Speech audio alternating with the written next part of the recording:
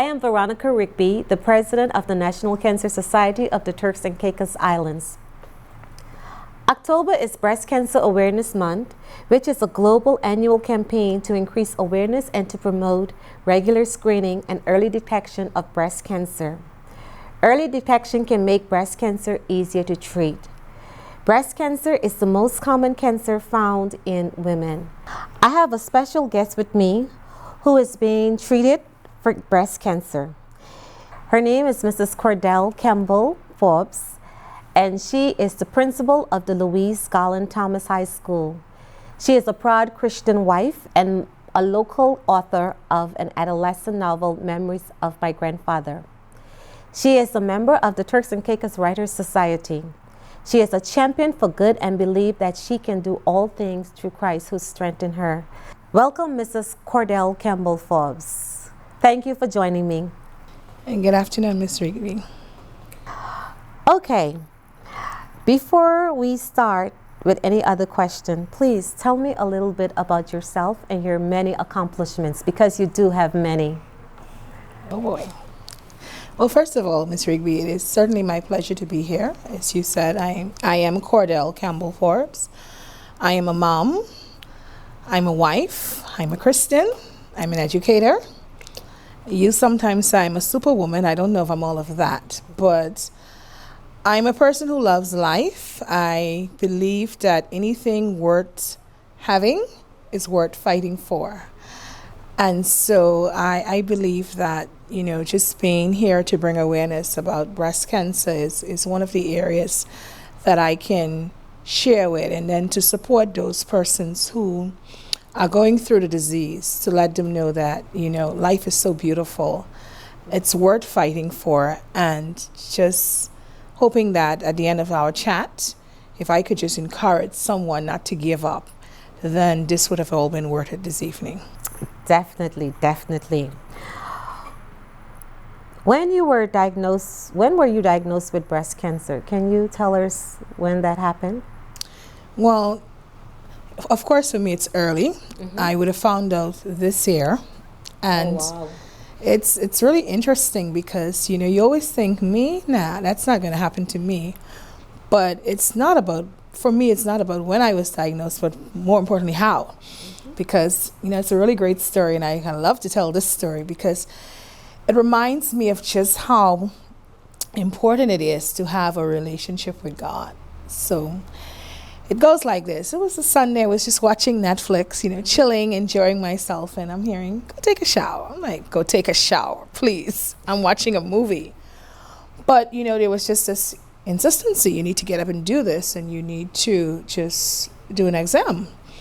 I'm like, okay. Turned off my movie, and I was obedient, and I did that. Called my girlfriend. So what are you doing? So I'm taking a shower. She's in the middle of the day. Like, what? What's happening over there? Like, nothing. I just, you know, feel like taking a shower. And I'm thinking, well, why am I doing this? And then I found it. I felt 2 lymph nodes under the armpits, and I'm like, that feels pretty weird. Like, that's not supposed to happen, you know. Feeling this. And so right away I knew that something was going on in my body. That was the first indicator that something was happening. Of course, I went into panic mode, and then I went back to reality mode because, you know, you go between 2 opinions. Like, it's happening. Now, what am I going to do about it? And then I went into, oh, God, help me mode, because if it turns out to be breast cancer, how am I going to deal with it? I mean, I have 2 kids. I have a 6-year-old daughter, an 11-year-old son, a husband who adores me, and I adore them. And so my first thoughts were them. If it's this, what are we going to do? And so, of course, quite naturally, I went to see my family doctor. He did the examinations, and he said, okay, how old are you? We spoke about my age and all of that. I'm only 16, by the way. Definitely. And, you know, one thing led to another, and he said, okay, we need to have a mammogram done. Have you ever done a mammogram? And I'm like, no, like at my age, that doesn't happen for me. And he said, well, I want a mammogram and I want an ultrasound because we want to ensure that we are catching whatever this is. And I'm like, okay, so what is this? And he said, well, we can't say for sure, but we want to move quickly. And so, Ronnie, that's what I did. I moved quickly because, like I said, anything that's worth having is worth fighting for. And you cannot play when it comes to your health, because without your health, you basically wouldn't be around for those persons who need you the most. And so, one thing, going from the whole mammogram, ultrasound, the waiting, seeing my doctors, and we're here. We're here. We're here. You said that when you were asked if you ever had a mammogram, you thought because of your age, you know, it wasn't something that you were inclined to do. It's interesting. According to Dr. 𝗜හි𝗀𝗽𝗶𝗃𝗲, the CEO of Untitled Chapter, Turks and Caicos Islands, and also a breast cancer survivor, she was on a show last week and she stated some interesting thoughts that I would like to share. She said, in the Turks and Caicos Islands, women tend to have diagnoses that tend to be a bit more aggressive and a bit more in the younger age group. She also stated that this is a concern because it is something we want to detect early, because you want to be able to offer someone the best chance at survival if detected early. So in saying all of that, I think one of the things that women need to come to realize that here in the Turks and Caicos, as she stated, it appears in a younger age group. So we always have to be aware of the fact that it can happen. Yes. It doesn't matter which age group you fall into. It can happen, but make sure that you do the self-examinations like you did, and that early detection has you where you are today, because you were able to recognize that something was wrong. So how did you react after you did your mammogram and everything, and it was confirmed? It was really confirmed by your doctor. You have breast cancer. How did you feel about that? How did you react? Because going through the process of doing a mammogram, going through all of that, but how did you really feel? Well, when it was confirmed, like I said, from in the shower, I knew. And of course, I didn't have any symptoms, you know, no symptoms.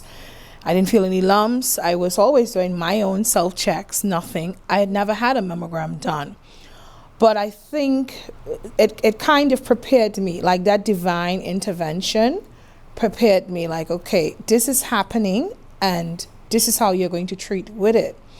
But when I sat in the doctor's office and it was confirmed, for a minute I got really quiet.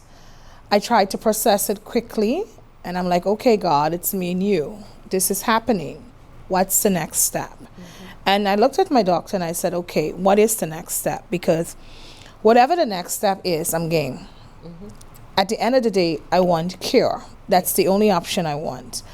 And it's early, so it means that I know I'm in the fight for my life, but I'm ready to fight. And he said, well, that's the kind of talk we want to hear, because of course, first of all, we need to know what is it we're dealing with. We know it's cancer, but what type of cancer is it? What's causing it? So of course, you know, most persons say, well, you must have a history.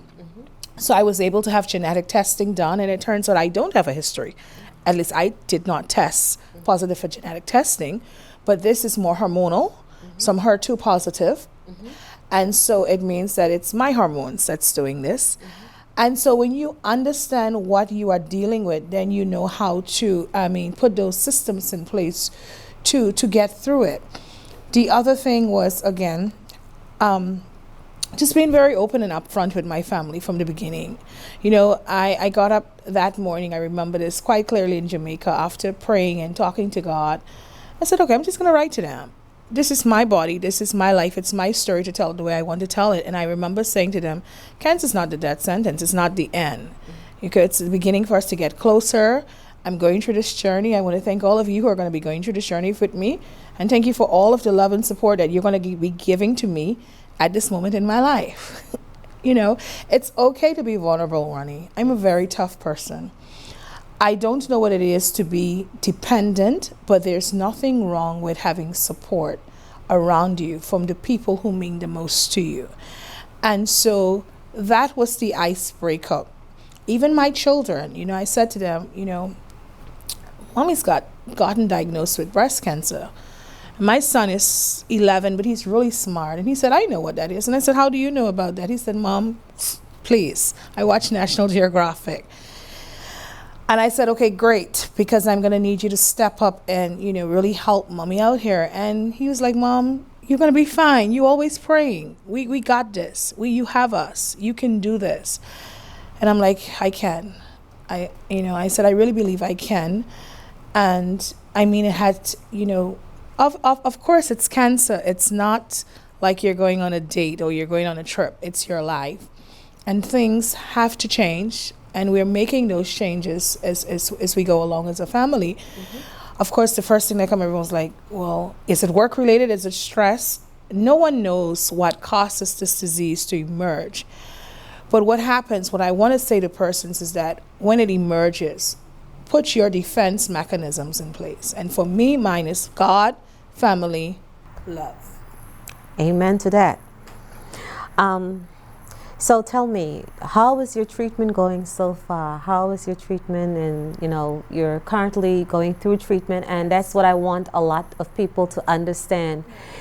Look at her. Look at her. She is beautiful. She's well put together. And, you know, no one would have ever thought that she had breast cancer. She has breast cancer. And breast cancer do not define you as an individual. And everybody has their own journey. And this is her journey. Tell me, how do you feel right now? How is your treatment going?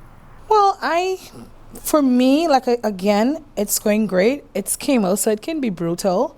But it's all about the mind, too. Mm-hmm. And it's about, okay, I'm doing this today. Planning, preparing, and just saying, hey, I've got to go and do my chemo. I'm going to take the advice from my team. So my team consists of my chemo doctor, my chemo nurses, and we have a great team going on at Cheshire Hall Medical. I love the oncology department. I can't wait to get out of there, of course, because I want to be free from this. But the support is really good. Everything is explained to me, so I'm never in the dark about anything. So I know up front what's going to be happening, the side effects. All of this is experimental drugs, okay? And remember, I started off by saying anything that's worth having is worth fighting for, and my life is worth having. You know, God blessed me with this life, and so I'm going to fight for it. And so I fight by just keeping an open mind to the treatments. Again, if I'm not feeling well, just say I'm not feeling well, letting those closest around me know what's going on. Like, I don't carry this, Ronnie. Mm-hmm. Persons think that when you're diagnosed with cancer or any kind of disease, you carry it. No, God carries me. Mm-hmm. And he surrounds me with people who are there to support me. And if you want that kind of support, you also have to be open to receiving it. You don't have to tell everyone your business. But this is important because so many persons go through this disease every day, every single day. And, you know, that support is just really, really important. Getting the message out there that once you are dealing with this, because it is life-threatening, it's not a joke, you need to look at it this way. You can either succumb or you can overcome. And I just choose to overcome. I am an overcomer, you know, and that's just the way I see it.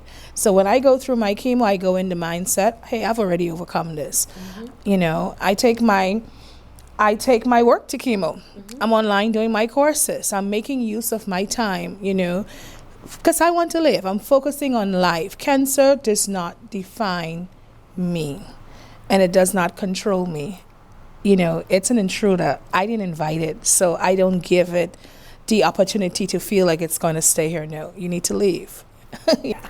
Tell me a little bit about your support network, because one of the things that at the NCS that we encourage people to have whenever they're diagnosed with cancer is to make sure that they can have a group of people around them, your immediate family, whether it's your church family or whomever, you make sure that you identify individuals who could help you go through this process and who's going to be positive and who's going to be there for you.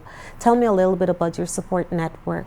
Well, my champions straight up, first of all, my kids, my husband, and then my other champions, my sisters, my sister Savitri, my sister Ashley, my mom.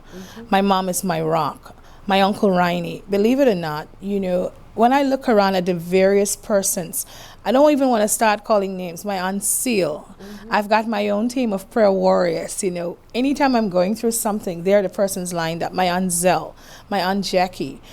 And that's just within the family. And then I've got all the cousins. And I guess being in this profession now, after this show, I'll have the whole country.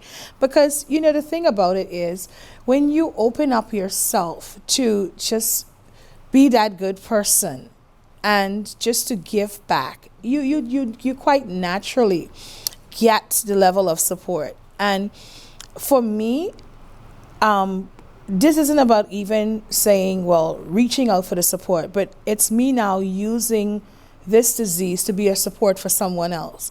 Because the first thing that came to my mind, I was like, so God, why me? Like, why now? I was 38 years old. So I was officially diagnosed 2 days before my 39th birthday. And I'm like, why is this happening to me though? Like, I didn't sign up for this. I run a school, I deal with kids. I'm going to need all of my strength. And I just heard, why not you? Who better to encourage and inspire than you? Who can wear this like you? You know, and I'm like, okay, I didn't think about it like that. But even my coworkers at work, I work at one of the greatest schools in the country, and they know, it's like I said, it's about not neglecting your responsibility and your self-care, but accepting what is and making the best out of it. You know, we often say, when life gives you lemons, you make lemonade. But sometimes we don't make lemonade. We try to suck the lemon. But it's good to put some sugar in something bitter and see what you can really get from it. And so that's how I approach it. I have a church family of support persons too. And it's because I'm never afraid to share my story. I don't see this as my fight. I see this as a fight across humanity. Whatever is causing the disease to manifest, persons just need to know that, hey, you're not alone. From the beginning, I never felt alone, Ronnie. I never did.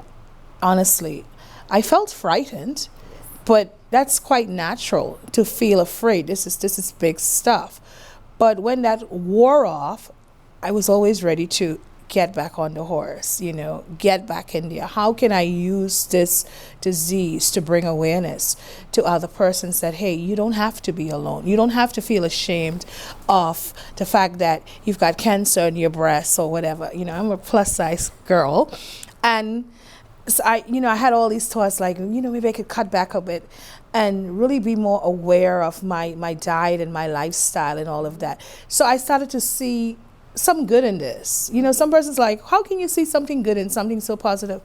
Well, maybe if I was not, brought aware to the fact of how breast cancer is affected by your lifestyle, I'd probably die from something else, a heart attack. You never know. So I just look at life in that kind of way, to look at what's bad about one thing and use it for something positive. So I've got a really great team of persons around me, and I know that they are going to be there with me every step of the way. And even if they're not, there's one person that will never leave me in all of this, and that's my God. He has always been carrying me, and yeah. Well, since you touch on some of the things that you thought that you could do to prevent yourself from having cancer, I just want to just state a few signs and symptoms of breast cancer that I would like for women to look out for. You did your self-examination in the shower and you realized that something was wrong, and that's what triggered you to go and get professionally examined. But some of the things that ladies do need to look out for, because some people do not have any signs of breast cancer at all. No signs, no symptoms. But the warning signs are the lumps in the breast or underneath the armpit, thickening or swelling of any parts of the breast, Sometimes your nipples start to discharge and it's blood. So things like that you need to look out for. Sometimes the nipples also, it pulls in, and that is also an indication that something is wrong. But there's lots of other ways that you could determine, but one of the most important thing you need to know as a woman is know your body. Yes. Know how your body is. And once you do those examinations, it's recommended that you do the examination monthly. Yes. Some of the causes of breast cancer, the exact cause is not known. You said that your cause is hormonal. Yes, and some of the, the risk factor that will contribute to you getting breast cancer is family history of breast cancer, your breast density. It's also your age. Once you reach 40, it's recommended definitely that you should start doing your mammograms, because that is when you start to be at higher risk for contracting breast cancer. Also, your lifestyle. Lifestyle is very important, because in Turks and Caicos sometimes, we like the juicy stuff. Yes, we like to take our lifestyle sometimes to another level. Yeah. But you know what? Smoking and the excess consumption of alcohol, that contributes to breast cancer. Not only to breast cancer, but it also contributes to other cancers. And so these are things that we need to really be aware of. And, they say to do things in moderation, because when you drink in moderation, you stand a better chance. Guys, don't think that you're left out of this, because males do have breast cancer. Yes. Also. Yes. Right now, based on statistics, we have 3 males that have breast cancer in the Turks and Caicos Islands. So be careful of the consumption. Do not smoke. Exercise. The doctors are always requesting that we exercise, and that's because it needs to be incorporated in our healthy lifestyles. So please do exercise. Eat healthy and nutritious food. It also can save you, having to go through this horrible disease. Just try and do what is being prescribed by the scientists that we need to do to stay healthy. Another thing I wanted to ask you, okay. How do you feel at this point in terms of where do you think your diagnosis will take you in terms of being an advocate for breast cancer? I think we've started already. Mm-hmm. It's just interesting. When you guys had a night for the fight, I just felt that at that time we were at the Long Bay High School, like we needed to be a part of this, and I would have reached out to the then president, Miss 𝗜ʰICE𝗿𝗿𝗄𝗏. Yes. Yes. And I said, we want to get in on this. We want to support this. This is a cause. And of course, it was also because it had gotten personal for me.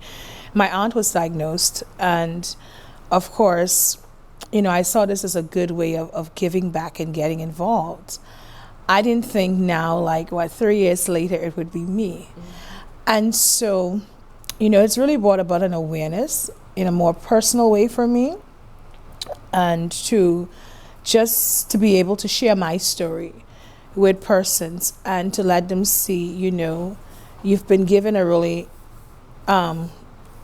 unexpected news, bad news, but where do you go? How can you use this now to promote it in a positive way? So I'm really, just grateful that I could bring this all full circle, if I could put it like this, and now have this opportunity to share my story of how I'm dealing with this, and how it's not dealing with me, because in the end, that's what you want. You want to deal with the disease, not have the disease deal with you. Yeah. What would you like to say to women in our communities who might be afraid to go and have a mammogram done, who might feel as if breast cancer can't happen to me, who might be thinking, you know what, I'm too young to have breast cancer, so I don't need to do the self-examinations? Because I think some women are not aware of the fact that they need to do self-examinations, and if they are, they're not doing them on a consistent basis. What would you say to women in our community? Well, what I would want to say to other women is, one, breast cancer can happen to anybody. 2, early detection is always best. And 3, if you feel like, so for me, if you get a divine intervention that you need to get up and take a shower, then go and take a shower. If you notice that something is a little different, you're slowing down, you're feeling moody, irritable, whatever it is, if you feel something, go and seek help quickly. You have a right, you owe it to yourself to do that, to take care of you. And whatever the outcome is, then act on it. Act with urgency. It is always best to address something sooner rather than later. I am blessed. And maybe that's why I smile so much, because I know I am blessed.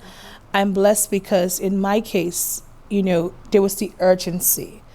And now I'm just going through the process of my healing. Okay, so after conquering breast cancer, you're on your way to conquering breast cancer. What will be next for Kordell? What are you planning to do? Wow. I know you're an author, so what are you planning to do next after breast cancer? Live. The only thing I'm concerned about right now, Ronnie, is just living my best life. Living not for myself, but living a life of purpose, and just giving back. I'm an educator, and what I want to see is children doing well. I believe that every child has a right to an education, and a good education. And spending time with my children, having a scare, a cancer diagnosis, it causes you to just kind of reflect on all you've been doing. So I'm always on the go. I never thought I had enough time to slow down, to stop and do anything. And now I just look forward to going home and curling in bed with my kids, reading to them, hearing about their day, turning off the phone, getting off the internet, resting, taking time to get healthy, get fit, get active, and seeing what else God has for my future. He must have a big plan in mind for me, because how do you deal? 1 minute you're thinking about how am I going to be managing a school, to the next how am I going to be managing breast cancer, to how I'm going to do this with a family. But I thank God that I didn't have to go through those answers alone, because God has a plan. He always has a plan. And many times when we hear about cancer or any disease, and I have to talk, even COVID, we always feel like, God, where are you in all of this? Why is this happening? But we have to trust that He has a plan, and that He already knows what the end is going to be. So I'm not looking forward to the end. I'm just going through this process with Him and just living life, enjoying life. Whatever comes after this, I don't know what is going to come next. But what I do know is that my life is in God's hands, and either way I win. The fight is already fixed. I like to say that to you. I know. It's a fixed fight, and I've won. And I want to say that to every breast cancer survivor, whether you've beaten it already, whether you're going through the process like me. Once you can just look and say, listen, I have life, I am blessed, I am a winner, you've already won. Yeah. You've already won. Cancer comes to create fear, and fear cripples us. It gets you so frightened. I was fearful, but I was never crippled. Nothing takes away my identity, and cancer definitely cannot take away my identity. It will never define me. What I appreciate is just to be able to breathe, and to be able to just engage with persons like yourselves, persons who are doing wonderful things in the community. And so I'm looking forward to that. That's the next chapter of my life. That's the next chapter. Yeah. I would like to say a special thank you to Mrs. Kordell Campbell-Forbes for sharing your breast cancer journey at this point. I think there's a lot of stigma that's attached to breast cancer, and there's a lot of women who are uncertain about the whole process. But based on what you have said here, it gives, the opportunity for other individuals to be encouraged and to have hope that, at the end of the day, you will be able to beat this once you have the right mindset, once you get early detected. Early detection is always It's early detection do save lives. So I'd like to say again, thank you for being here with me this afternoon and just giving our audience a part of what it is, or sharing with the audience your journey, where you're at thus far in your journey, and looking forward from you. You know, we're looking forward to seeing the greatness that you have to give, because just simply being an educator, that in itself is awesome. I would also like to say a big thank you to Digicel for hosting this talk show this afternoon, because without you, we would not be able to reach audience and individuals out there to make people aware and get a little bit more educated about breast cancer and how it do affect an individual. Thank you so much for joining me, and have a blast. I wish you the best of success in your treatment, and I know you will be well. Thank you so much, Ms. Rigby. It was certainly my pleasure to be on the show. And oh, by the way, you mentioned that I was a part of the TCI Writers Society, and Yes. there's a best story competition going on. And it's open to all ages, so who knows, I probably would write a story about this journey. I know you will. I know you will. So I'm looking forward to reading that book. Yes. I am. And please, those of you, she definitely is an author, and this book is a must read. So if you're interested, you can contact her on Facebook, and you'll be able to purchase this book. But this is a must read. Thank you so much. Have a good one.